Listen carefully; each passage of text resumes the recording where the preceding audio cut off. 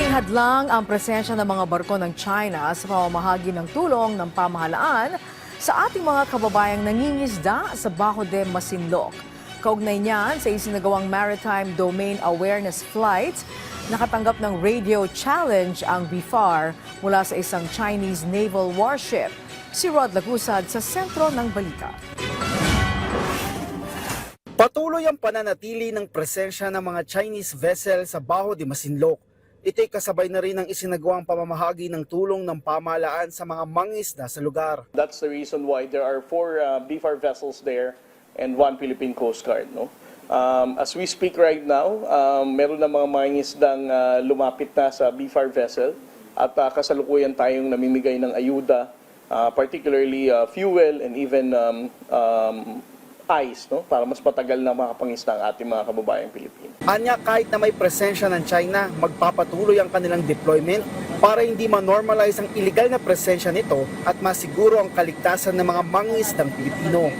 Kasalukuyan nagsasagawa ng Maritime Domain Awareness Flight ang Bureau of Fisheries and Aquatic Resources dito sa may bahagi ng Bajo de Masinloc o Scarborough Shoal na bahagi ng Exclusive Economic Zone ng Pilipinas. Sa pagpunta natin dito ay may mga Chinese vessels na tayong naobserbahan, kabilang na dito yung Chinese Coast Guard at Chinese Navy.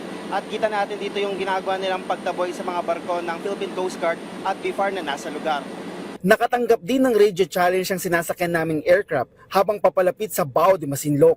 This is Chinese Naval Warship 569. You have violated the sovereignty of People's Republic of China and put the risk on the safety of Hualien Island. Leave immediately. Bilang tugon, nag-radio challenge din ang BFAR dito.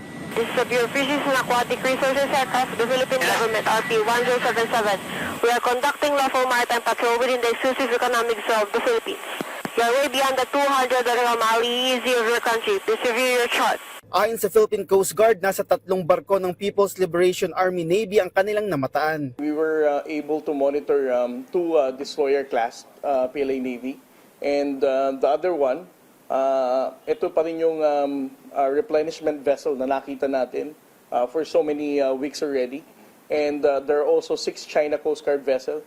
Kung makikita natin yung deployment ng 6 na China Coast Guard na to, naka-preposition sila sa eastern seaboard ng eastern part ng Bajo de Masinloc, seemingly blocking the path of the 4 BFAR vessels. Wala naman silang na-monitor na aircraft sa bahagi ng China, kaiba sa una ng mga MDA na kanilang isinagawa. I think the reason why there is a significant uptick of number of the Chinese Coast Guard vessels is because of they monitored the deployment of 4 BFAR vessels together with Philippine Coast Guard. Every time na meron tayong deployment from BFAR and the Philippine Coast Guard, nire-reinforce ng Chinese Coast Guard ang bilang nila. Habang minamataan din ng mga boya sa loob at labas ng Bajo de Masinloc. Ayon kay Tariela, kanila itong na-monitor kasunod ng deklarasyon ng Bajo de Masinloc bilang Natural Reserve ng China. Rod Lagusad, para sa Pambansang TV sa Bagong Pilipinas.